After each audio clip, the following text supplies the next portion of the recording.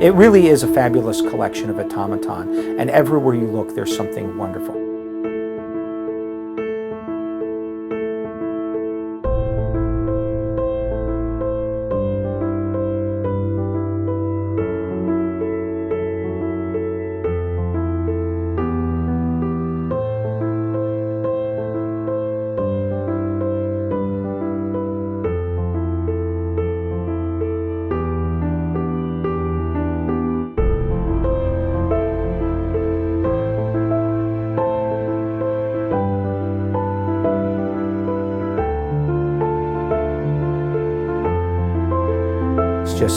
It's breathtaking because of its simplicity.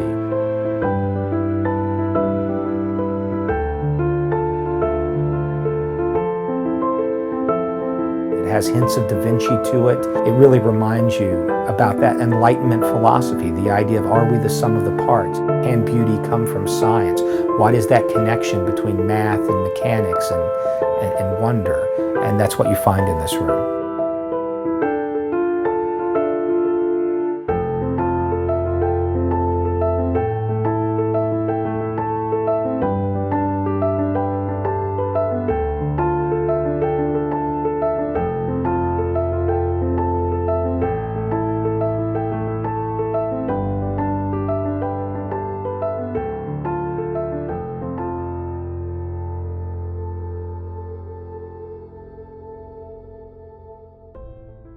Richard Garriott's house, Britannia Manor Mark II, is built on the highest point in the city of Austin.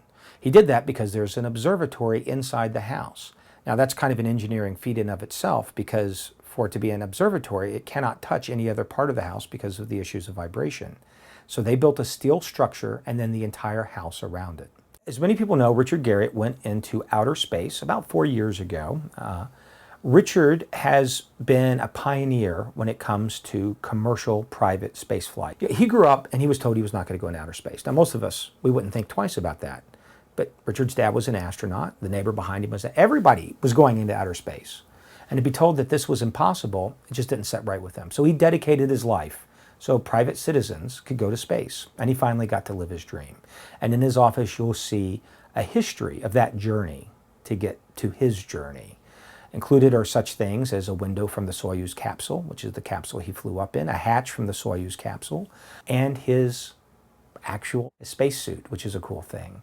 One of the biggest attractions in this room, particularly for science and math nerds, is we have one of the original Sputniks. Now people don't know this, but when they made Sputnik, they made 7 or 8 different shells, and only one of them got picked to go up. Well, we got one of the runners up, but this is one of the original Sputniks. We did this for we showed this to a conference of dark matter physicists, and I literally thought we'd have to put rubber on the carpet that they were so excited to see this thing. The dungeon is probably my personal favorite. I like the strange, the weird, and the unusual.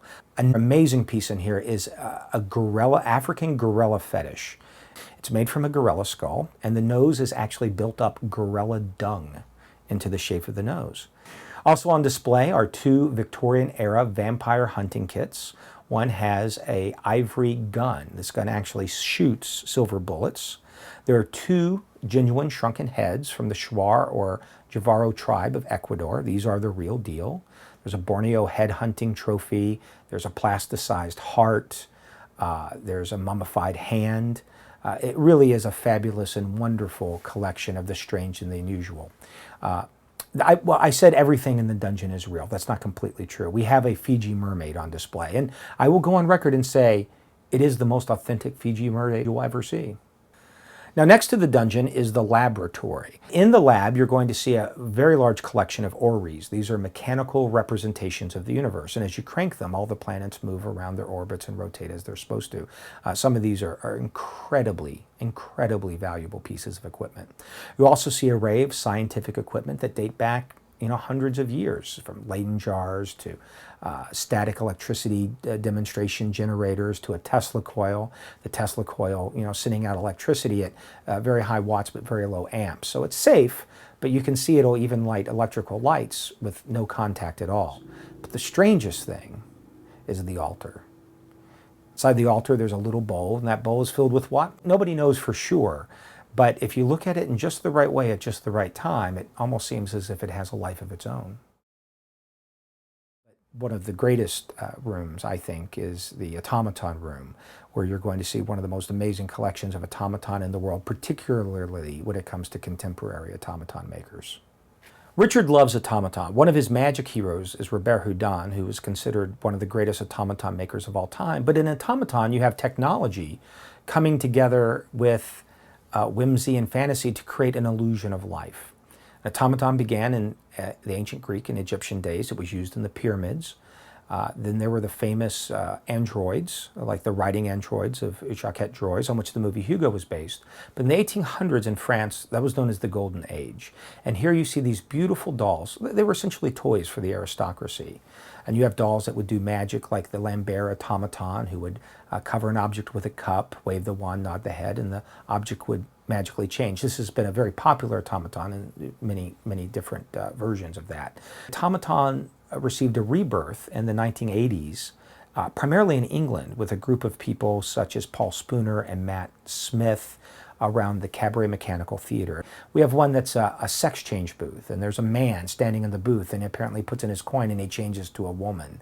There's the birthing machine, which was a commentary on the British welfare system. One of my favorites is Poison Milk. It's a cat, and it's lapping away at milk, and it says poison milk. And you just turn, and it doesn't seem like the cat's going to do anything. And then eventually it just drops down dead. And I find that hilarious. We also have some other modern makers, one of which is a man from Argentina named Pablo Lazaveri. Beautiful, beautiful work. And one of the things that sets his work apart is it all has mechanical, acoustical sound effects, whether it's the drum in the native scene. But of all of his pieces, there are two that are ultra magical. One, because it is a magic show. It's a magic show in the box, complete with a ticket taker, and it's an amazing scene. But the other is called Facing a Fake Foe. This is a dragon facing St. George. But when you look closely, you see the dragon is made out of wood. And behind it, there's actually a little man pulling the gears and levels and wires. It's an automaton of an automaton. He's facing a fake foe. And when you hear the dragon actually roar, it's unreal. And it's a simple mechanical device. It's a membrane with a rosin string running through it. The other modern maker who we're a big fan of is Thomas Kuntz. Thomas's work has a hint of the bizarre and the supernatural and the strange. He also casts all these himself, so his figures are unlike any other. One of them is Music of the Damned, and if you wind it up, you can hear it plays a jaunty tune if you are among the damned. One is a pair of conjoined twins that are dancing together that looks kind of dirty and creepy and grotesque, but lovely at the same time. But my favorite of the Thomas is the Oracle de Mort, because like Houdin before him, it tells a story.